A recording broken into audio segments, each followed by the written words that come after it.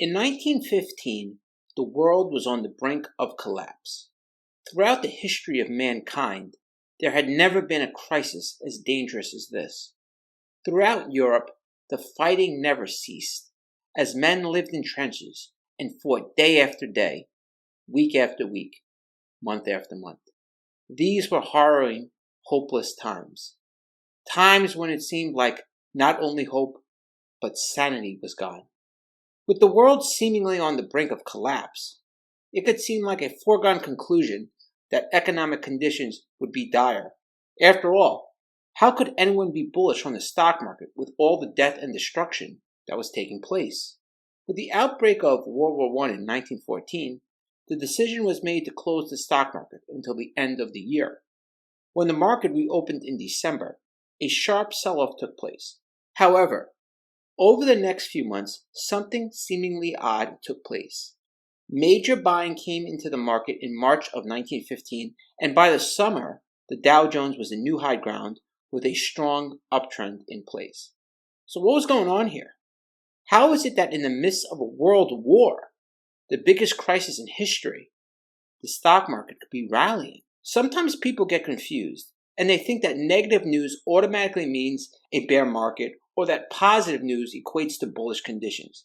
But markets are never that simple.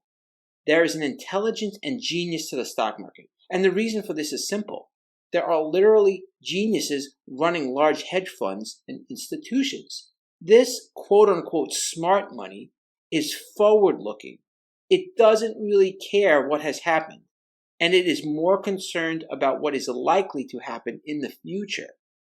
See, in 1915, the smart money was buying because they realized that within this chaos, there was huge opportunity. In the case of World War I, the smart money understood that despite the horrors of war, companies like Bethlehem Steel and General Motors would benefit from increased demand from our European allies. A similar thing happened in 2020. The average person was dumbfounded at the fact that the market rallied while the world was under lockdown. How could this be? The smart money was buying in April of 2020 as the Fed provided massive liquidity and all that stimulus found its way into the stock market. While all of this can seem confusing, it really doesn't have to be. Instead of trying to analyze macroeconomics, learn to listen to the stock market. Instead of worrying about what the CNBC anchors are saying, learn to interpret what the market is saying. For it is the charts that have the final say and paint the clearest pictures. The truth is, reasons don't really matter. If you sit and wait for them, you will often be late. Stop worrying about the whys and the hows and instead let price and volume tell the story. And the next time you begin to develop a bias off of some Twitter post or news headline, think about that time in 1915 when not even a world war could hold back a raging bull market.